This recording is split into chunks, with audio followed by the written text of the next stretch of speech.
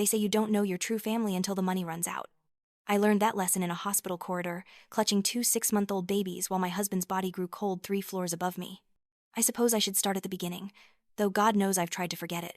My name is Eleanor Vance, though back then I was still Emma Thorne, a name I would come to despise with every fiber of my being. 28 years old, a widow, a mother of twins, and completely, utterly alone. But that came later. First, let me tell you about the day my world ended, and paradoxically, the day my real life began. The fluorescent lights in Chicago Memorial's East Wing flickered as they always did, casting shadows that danced across the linoleum floor. I had been staring at those lights for 6 hours, ever since the doctors told me there was nothing more they could do. David Sterling, my husband of 3 years, the father of my children, had died from injuries sustained in a car accident. That's what they told me. A car accident. Clean, simple, tragic. I held Lily in my left arm and Leo in my right, their small bodies warm against my chest, their innocent faces unaware that their father was gone. They smelled of baby powder and milk, that sweet scent that usually brought me comfort. Not that day. That day, everything smelled like antiseptic and death. My mother arrived first. Evelyn Thorne had never been what you'd call maternal, but I held on to some foolish hope that maybe, in this moment of absolute devastation, she might show me a shred of human decency. She swept into the corridor wearing her signature Chanel suit, her blonde hair perfectly coiffed despite the late hour. My father Curtis shuffled behind her, as he always did, his eyes trained on the floor as if the tiles held the answers to questions he was too weak to ask. Behind them came my older sister Vivian, 2 years my senior and a lifetime more vicious. She wore black, I noticed, as if she'd been prepared for this, as if she'd known. I stood up, my legs shaking, my babies growing heavier by the second. I opened my mouth to speak, to ask for help, to beg for comfort. I never got the chance. Evelyn looked at me with those cold blue eyes, the same eyes I saw in the mirror every morning, and said words I'll never forget. Her voice was crisp, businesslike, as if she were discussing a failed investment rather than her son-in-law's death. She said that David was gone, that whatever small inheritance I might have expected was hardly worth their time, and that I should figure things out on my own. She said I'd always been resourceful. She made it sound like a criticism. Vivian smirked. Actually smirked. She looked at my babies, at me in my wrinkled clothes with my tear-stained face, and she said I was a burden. That I always had been. That marrying David had been my one chance to make something of myself. And now look at me, right back where I started. Curtis said nothing. He never did. He just turned and followed his wife and eldest daughter down that corridor, their expensive shoes clicking against the floor in perfect rhythm, leaving me standing there with my world in ruins. I thought that was the worst of it. I was wrong. Richard and Diana Sterling arrived 20 minutes later, David's parents. They had never liked me, never thought I was good enough for their son, but surely they would care about their grandchildren. Surely they would offer some support, some small kindness in the wake of their son's death. Diana Sterling was a tall woman, elegant in the way that old money always is. She wore pearls. I remember thinking how strange it was that she wore pearls to the hospital where her son had just died. Richard stood beside her, imposing and cold, his silver hair gleaming under those awful fluorescent lights. They looked at me. They looked at Lily and Leo. And then Diana spoke, her voice like ice water down my spine. She said that without David, I was nothing to the Sterling family. She said that the twins, while unfortunate, were not their responsibility. She said this with about as much emotion as one might use to decline a dinner invitation. Richard pulled an envelope from his jacket pocket. Inside was a check, $5,000, for funeral expenses, he said, to help me get on my feet. He made it clear that this was the last cent I would ever see from them. Then he told me to leave, to stop causing trouble, to disappear. I want to tell you that I stood up to them, that I fought back, that I defended myself and my children with fierce maternal rage. But I can't lie, not about this. I collapsed. Right there on that hospital floor, with my babies in my arms, I simply folded like a house of cards. I sobbed. I begged. I asked them how they could do this, how they could abandon their own blood. They didn't answer. They just left. I sat there on that cold floor for what felt like hours, though it was probably only minutes. Lily started crying, then Leo joined in, and their cries echoed down that empty corridor like a chorus of abandonment. I had nowhere to go. The apartment David and I had shared was a rental, and without his income, I couldn't afford it. I had a degree in English literature, basically worthless in the job market, and no real work experience. I had been a stay-at-home mom, focusing on the twins. David had insisted. He wanted me home with the babies. Now I understood why. Dependence is control. I ended up in a studio apartment in one of Chicago's worst neighborhoods, the kind of place where you hear sirens at all hours and learn not to look too closely at the stains on the walls. It was all I could afford with what little David had in our joint account. The landlord barely glanced at me when I signed the lease, just took my money and handed me a key that stuck in the lock. That first night, I sat on the bare floor with my babies. No furniture, no food, nothing but the clothes we were wearing and a diaper bag that was running low on supplies. Lily and Leo cried from hunger. I had nothing to give them. I had called my mother earlier, swallowing what remained of my pride, begging for help. She'd hung up on me. Vivian had blocked my number. The Sterlings had made it clear that reaching out again would result in legal action. I was 28 years old, and I had never felt so utterly, completely destroyed. I thought about David. About how he'd changed in those last few months before the accident, how distracted he'd been, how stressed.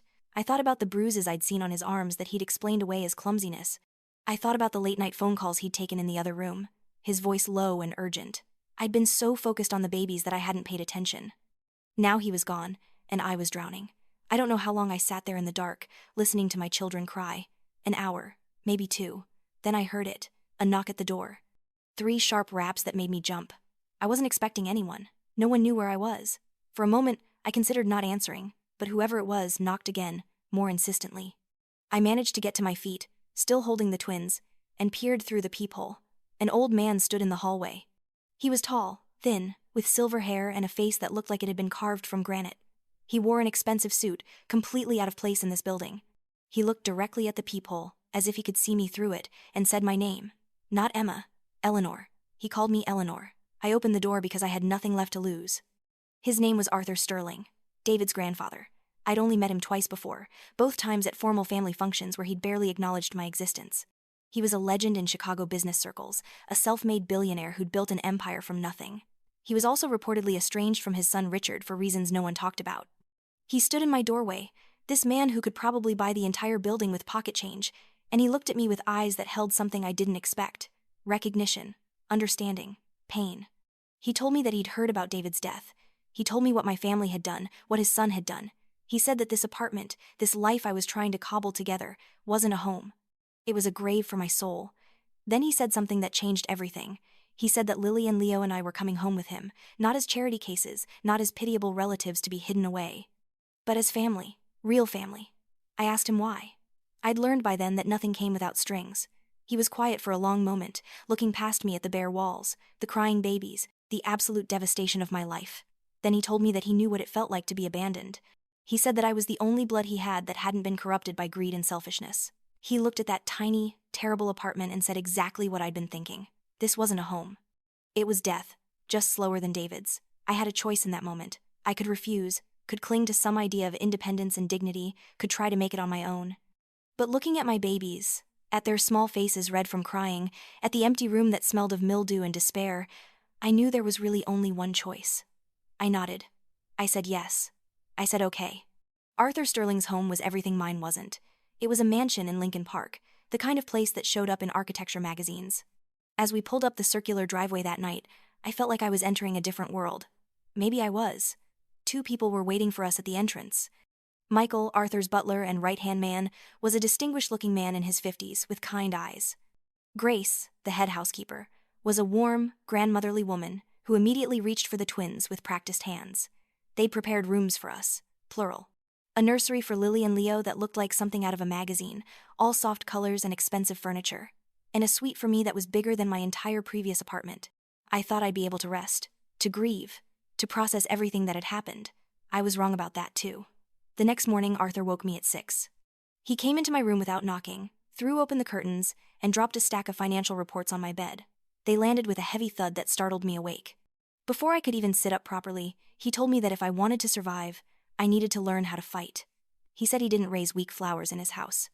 He said that starting today, I was going to learn everything about business, about power, about how to make people regret underestimating me.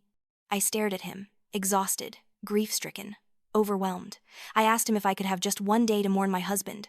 His expression didn't change. He said that David was dead and mourning wouldn't bring him back, but action would honor his memory. He said that tears only made you weak unless you turned them into fuel. Then he left, telling me I had 30 minutes to get dressed and meet him in his study. That was my introduction to Arthur Sterling's version of kindness. It wasn't gentle. It wasn't soft. But looking back, it was exactly what I needed. He didn't let me wallow. He didn't let me drown in self-pity. He pushed me, hard, every single day. For the next 6 months, my life became a blur of feeding schedules and financial statements, diaper changes and market analyses. Grace helped with the twins during the day, but I was adamant about being there for them at night. I would nurse them, rock them to sleep, and then stay up until 3 in the morning studying everything Arthur gave me. Balance sheets, profit margins, competitive analysis, contract law. I absorbed it all like a desperate woman, which I suppose I was. Arthur was relentless. He would quiz me over breakfast, challenge my assumptions during lunch, tear apart my analyses over dinner. He never yelled. He never had to. His disappointment was far more cutting than any raised voice. But when I got something right, when I made a connection he hadn't expected or saw an angle he'd missed, I'd catch the smallest glimmer of approval in his eyes. Those moments became everything to me. 3 months in, he gave me my first real test. There was a failing division in his company, Sterling Industries, a small manufacturing plant that made children's furniture. It was hemorrhaging money, losing clients, on the verge of complete collapse. He told me I had 6 months to make it profitable. If I failed, I'd have proven I wasn't worthy of the Sterling name. If I succeeded, he'd make me a junior executive. I threw myself into it with everything I had. I visited the plant, talked to the workers, examined every aspect of the operation. I discovered that the problem wasn't the product, it was the management. They were cutting corners on materials to save money, which resulted in poor quality that drove customers away. The solution was counterintuitive: invest more in better materials, raise the prices, and market to a higher-end demographic. Parents who wanted quality and safety for their children. Arthur thought I was insane. Investing more money into a failing division went against every business instinct, but I believed in it. I'd done my research. I knew the market. And more than that, I understood it on a personal level. I was a mother. I knew what parents wanted. I convinced him to let me try. It worked. Not immediately, but within 4 months, the division was profitable. Within 6, it was one of the best-performing segments of Sterling Industries. Arthur kept his word.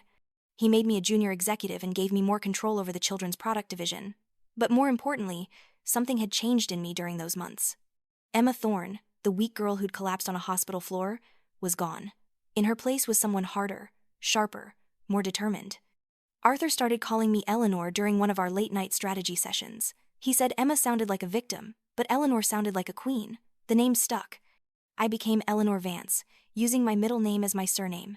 It felt like a rebirth, a shedding of the old, damaged skin to reveal something stronger underneath. And then, the phone calls started.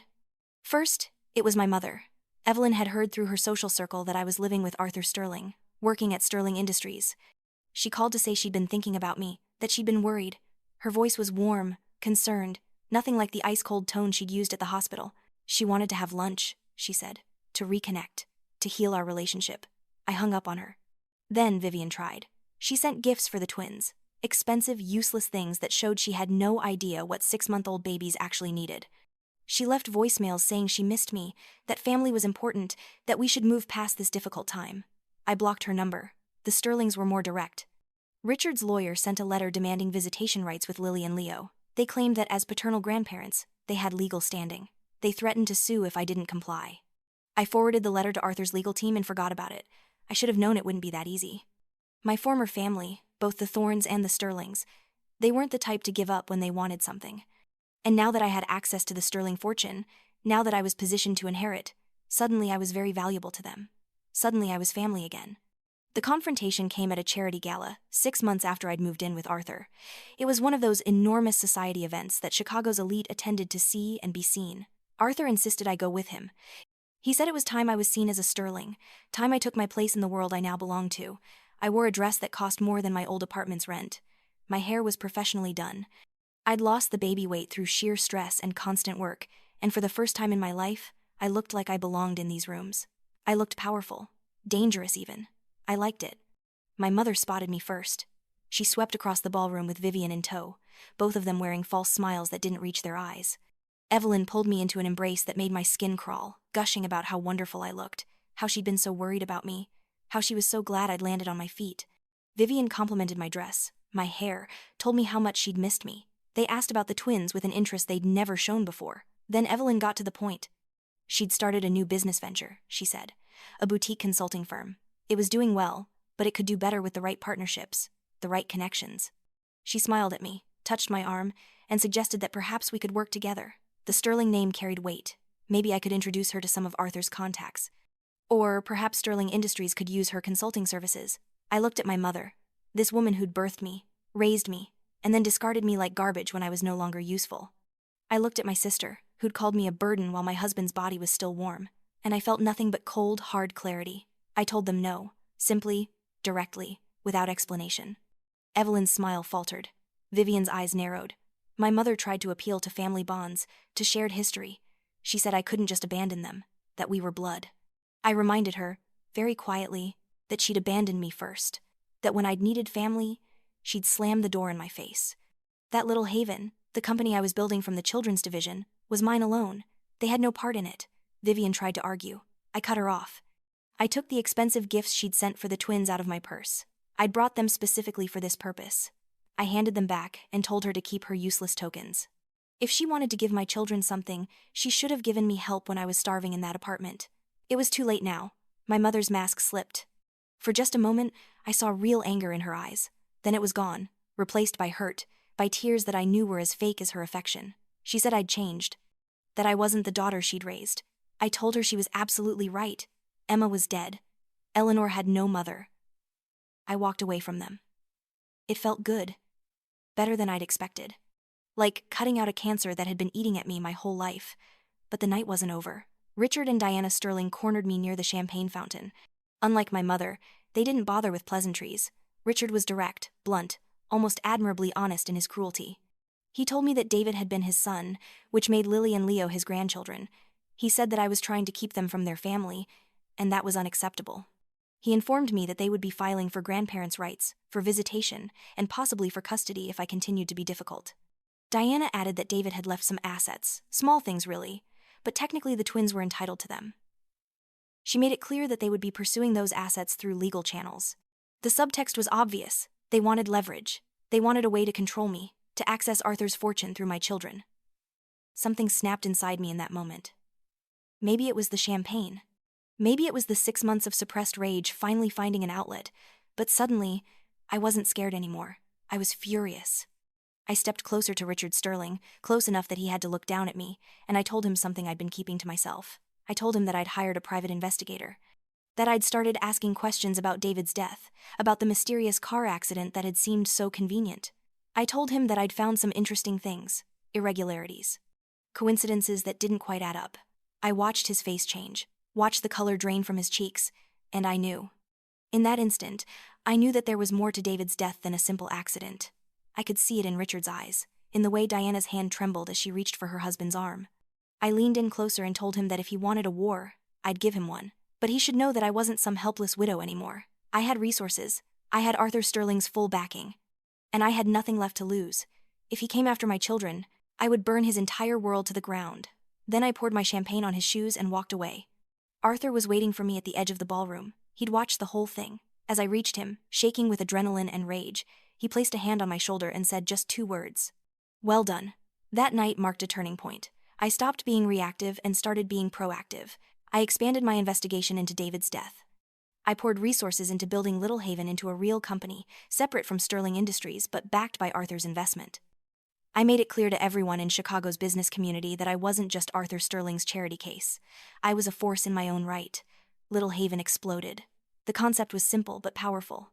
Premium children's products that were both safe and beautiful, marketed to conscious consumers who valued quality over quantity. Every product was rigorously tested. Every material was ethically sourced. I put my own story into the marketing, carefully crafted to appeal to other mothers. The message was clear. These products were made by a mother who understood loss, who understood the importance of protecting what mattered most. Within a year, Little Haven was generating serious revenue. Within 2 years, it was worth millions. I appeared on magazine covers. Forbes did a profile calling me the Phoenix of Chicago, rising from the ashes of tragedy. The comparison was apt, though they didn't know the half of it. My former families watched all of this with growing desperation and rage. The Thornes business ventures were struggling. Evelyn's consulting firm never got off the ground. Vivian's boutique failed.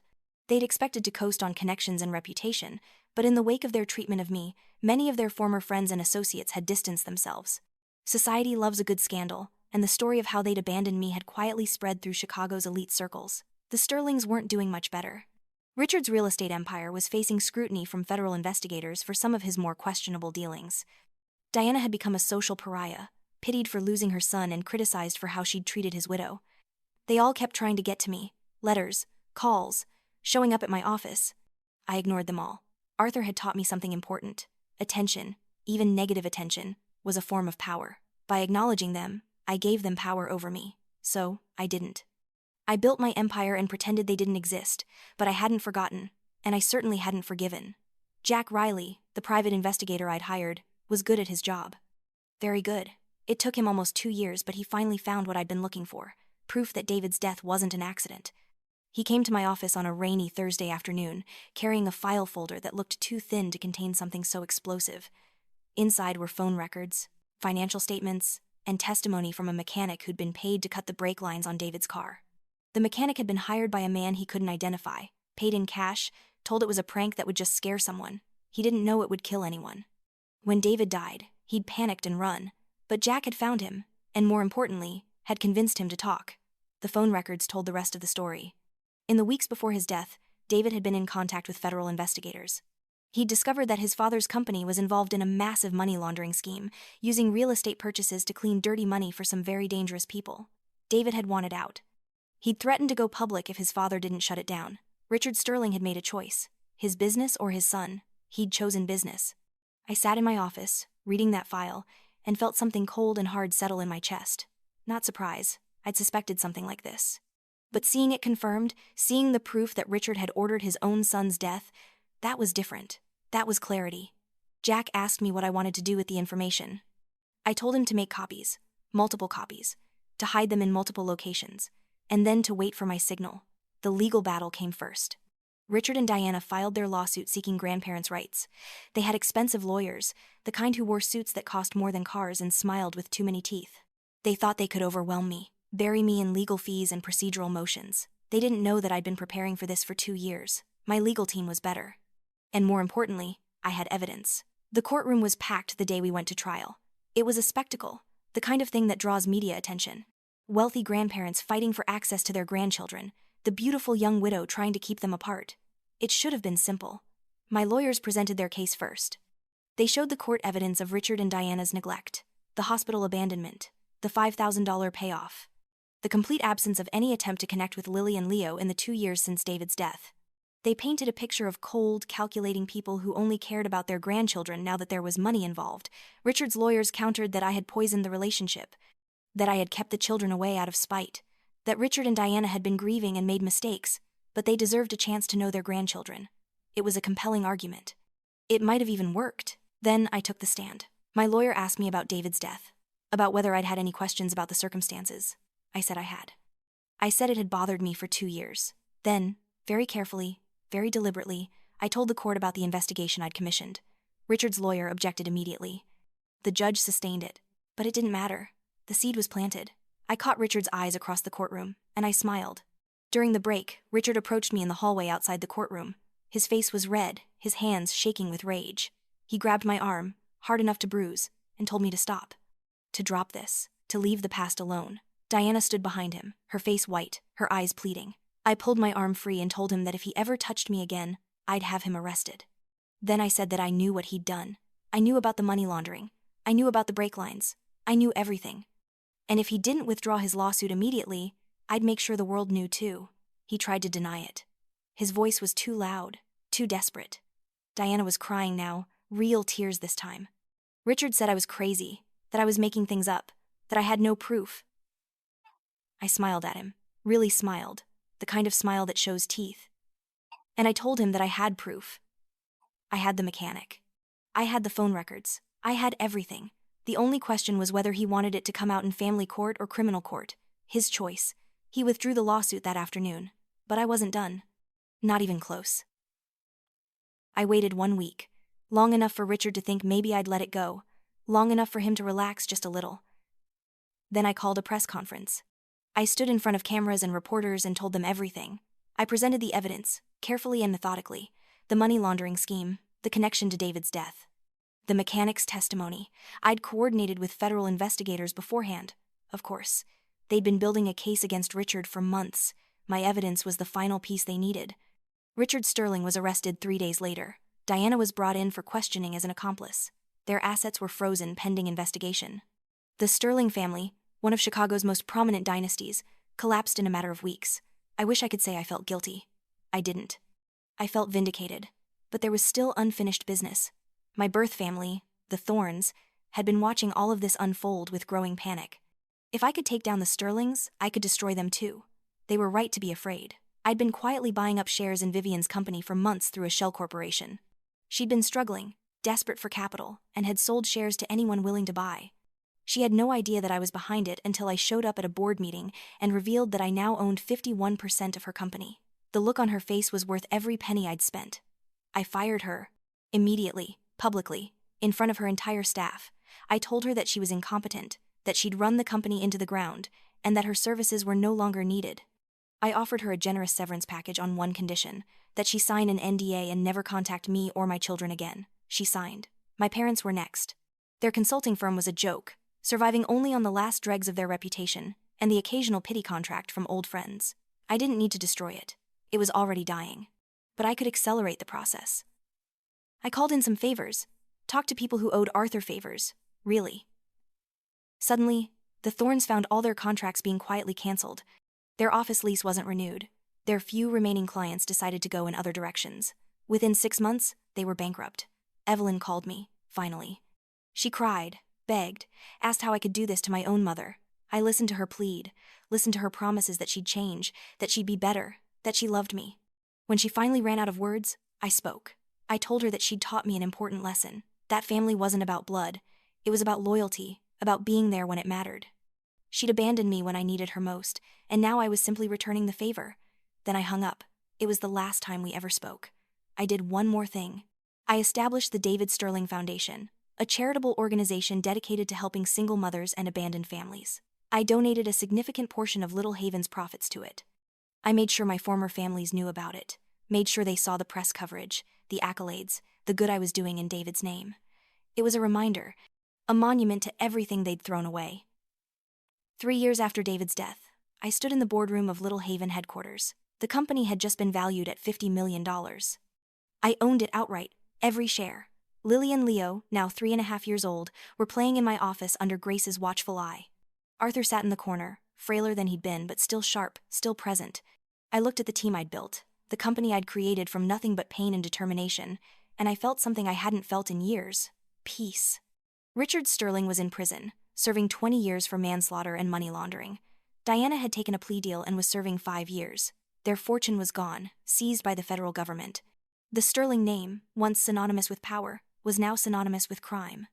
The Thorns were living in a small apartment on the south side, surviving on Social Security and handouts from the few friends they had left. Vivian was working as a receptionist, her dreams of business empire long dead. And I was here, successful, powerful, free. Arthur caught my eye and nodded. It was his version of a smile. He'd taught me everything: how to fight, how to win, how to turn pain into fuel and grief into determination. He'd given me a home when I had none, a purpose when I was lost. He'd believed in me when no one else did. That evening, I took the kids to visit David's grave. It was something I did once a month, a ritual I'd established. Lily and Leo had brought drawings they'd made, colorful scribbles that meant nothing and everything. They placed them carefully on the headstone, as serious and solemn as 3-year-olds could be. I knelt down and touched the cold marble. I told David that I'd kept my promise, that I'd made them pay, that I'd built something beautiful from the ashes of what they'd destroyed, that our children would grow up knowing they were loved, protected, valued. Lily tugged on my sleeve and asked if Daddy could see her picture.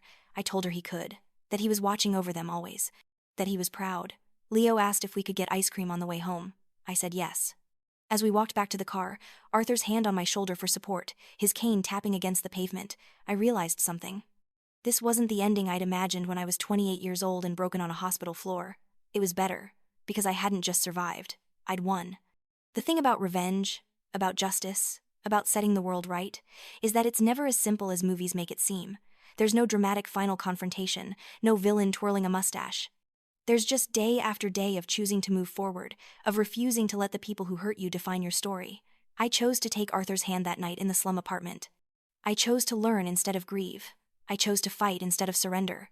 I chose to build instead of destroy, even as I was destroying those who tried to break me. And in the end, I chose to live. Really live. Not as a victim, not as someone's daughter or widow, but as Eleanor Vance, myself, whole, unbroken.